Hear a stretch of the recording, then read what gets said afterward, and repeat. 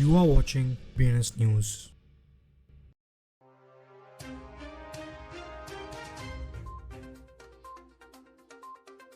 Welcome to today's crypto news. चलिए पहले हम देखते हैं आज की हेडलाइंस।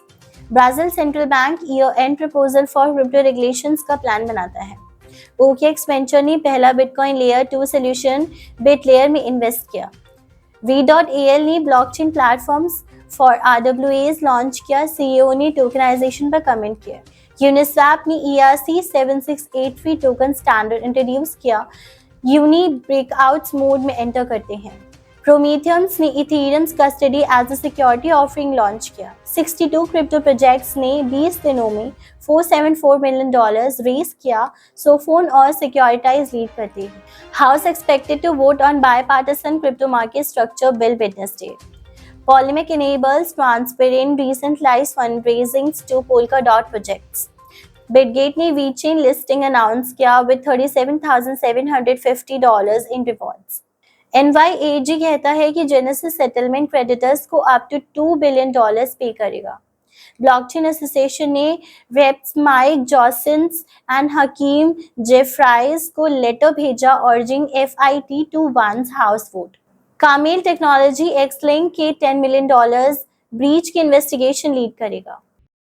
ब्राजील के सेंट्रल बैंक ने मंडे को अनाउंस किया कि उन्होंने क्रिप्टो एसेट्स और वर्चुअल एसेट सर्विसेज प्रोवाइडर्स को रेगुलेट करने के प्रोसेस को फेजेस में डिवाइड करने का डिसाइड किया है। रेगुलेटरी प्रपोजल्स ईयर एंड तक एक्सपेक्टेड हैं।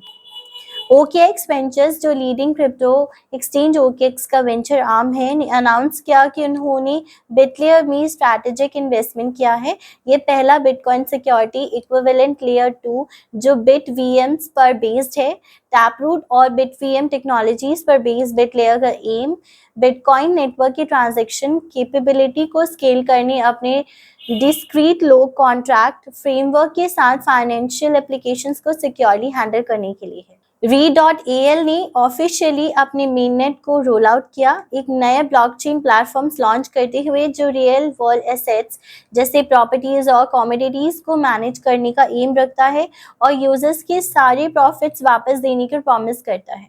यूनिस्वैप लैब्स जो डिसेंट्रलाइज्ड क्रिप्टो एक्सचेंज यूनिस्वैप के पीछे की कंपनी है ने recently ERC-7683 cross chain intends के लिए अनवील किया।